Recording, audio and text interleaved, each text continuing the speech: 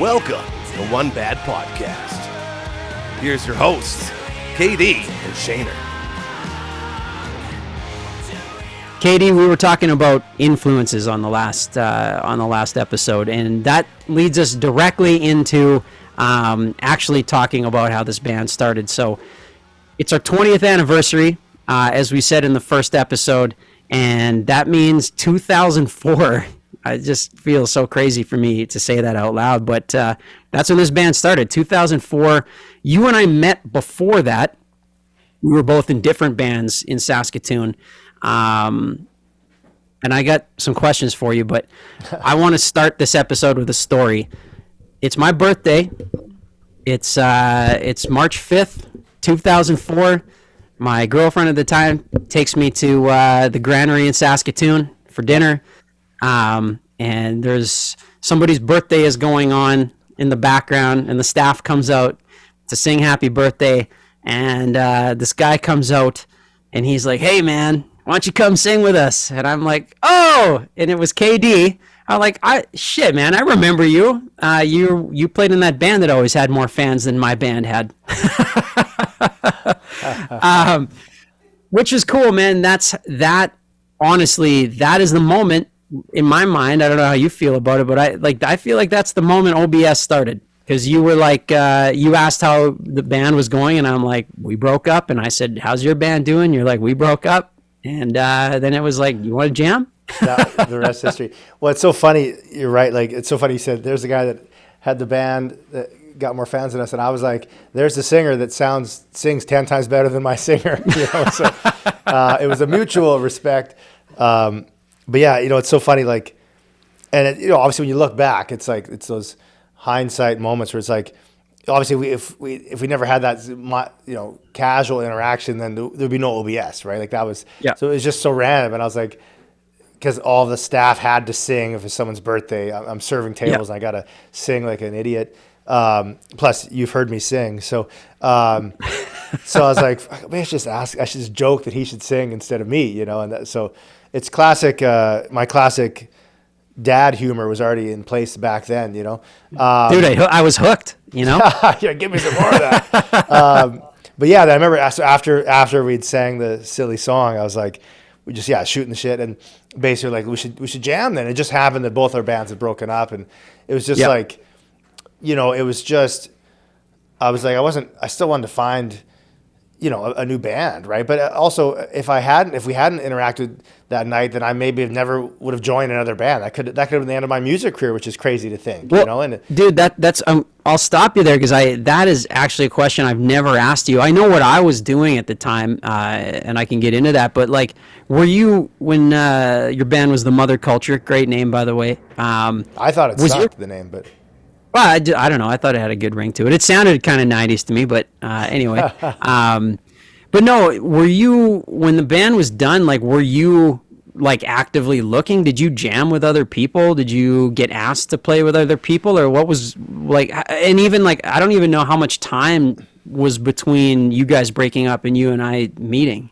Yeah, good question. I think it was all, like, I think that band broke up, like, let's say, 2002 or something, and so some time had passed, and I think I was just still playing. I mean, I do remember, like, at the time I was playing drums like crazy. I mean, I still, like, that's what I was in the real thick of it in terms of my love of playing drums, right? Like that's when I was just really starting to become good, I think, right? Like I'd sit in my parents' basement and play for like 7 hours, and look at the clock. And looking back, I wish I had that time these days, but it's like that's where you hone your chops and get all the muscle memory. So it just comes naturally after a certain point. But that's where I went from being a mediocre drummer to something bigger than that, And so to be honest, and to answer your question, I didn't have a band, but around that time, this is when I was, just a single dude who had a motorbike. I was like, my dream and my goal or plan, I guess, was to ride my motorbike down to LA and just live in LA and become like a session drummer, or maybe find the next, Led Zeppelin that I could join or something. And so that was always sort of like, that was my dream. I told people I'm going to send a motorbike down to LA and just start being a drummer, right? And to cut you off, are you still going to do that? Yeah, exactly. Don't tell my family. Sorry, man, but yeah. So I didn't realize that was like a plan of yours. It was a plan, and I'm someone that, as you know, like if I got a plan, I put my mind to it and I just do it, right? Like and for better or worse. And so I think I would have done it eventually, but I'm so glad that I didn't. I'm so glad that we met and that path happened, because God knows what happened if I biked down to LA. LA, I would say it's not known as the most forgiving city or welcoming city, right? To those that have a dream and are quite naive, which I was. Or who knows, I could have become, whatever, Tommy Lee, which maybe that'd be actually a curse too. But I don't know if it turned out great for him. There's so many what ifs in that scenario, Yeah, exactly. But anyway, so, but how about you? So at that point, you were not in a band, right? You were. No, it was actually, I didn't realize that my band broke up around the same time that yours had, and I had I tried out for bands, and then I just was like, it was really hard to find anybody that was like committed. Also, it was really hard to find people that like wanted to write music. It was a ton of people that like, we want to do tribute stuff. They want to do cover stuff. And I was fine, obviously, doing covers to like get into places, which great story that we will tell probably shortly in the future about our cover days. But it was really hard to find people that I could write with. And that's a crazy magical thing about you and me, 20 years later. Like it hasn't always been easy, and I don't think any band has just 20 years of not having any issues writing songs together. But there was a lot of magic, the first time we jammed together, which we'll get into. But yeah,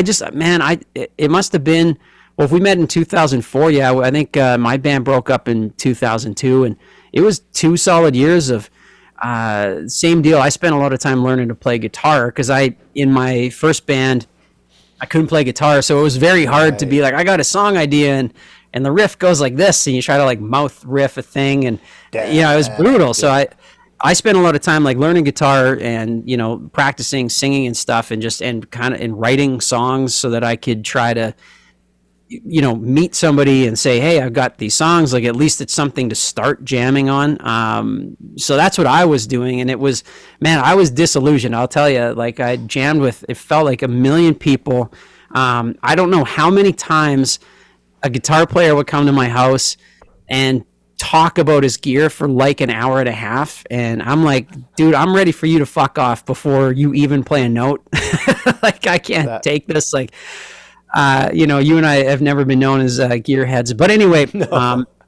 And honestly, I think in that time I'd actually jammed with Hicks once or twice, but it was just, I think I was pretty disillusioned as far as like, man, am I even going to be able to, like, when I left my first band, I was like, I just want people that are committed and ready to do this thing. And then I started to think like, man, maybe I was already in a good situation. This is so difficult. Like, I would say for bands starting out, and I've had people ask me, I'm sure you have, of like, what was the hardest thing about being in a band, this and that. Honestly, starting it, trying to find players was a nightmare. Like, I was so disillusioned.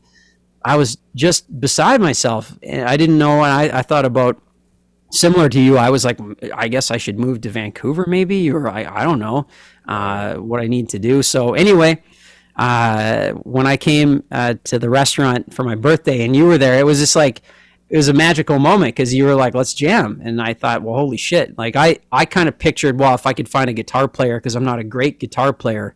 And you got a drummer instead.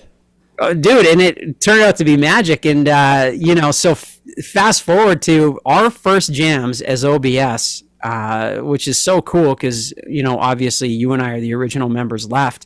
It was your parents' basement in your bedroom, hacking out, like, I think I had some idea for like a Live in Texas and some shit, but I couldn't, like, personally, I don't know if you remember, I'm going to ask you, because I don't exactly know how we did it, because I couldn't really play for shit.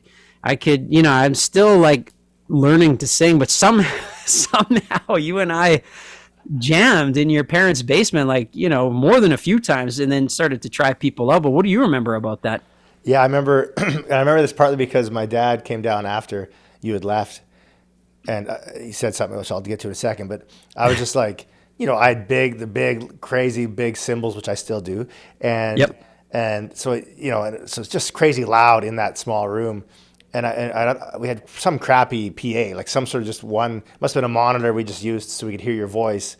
But I remember, yeah, you'd be strumming, like just trying to hit a chord here and there and sing over it, you know. But I remember that your voice just cut through. I was like, because I think I'd used that same crappy PA with other singers and you couldn't hear them, right?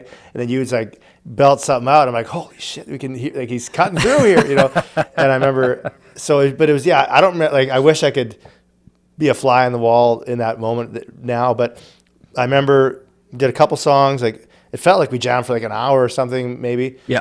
And afterwards my dad's like, he's like, after you left, he's like, holy shit, that guy can sing.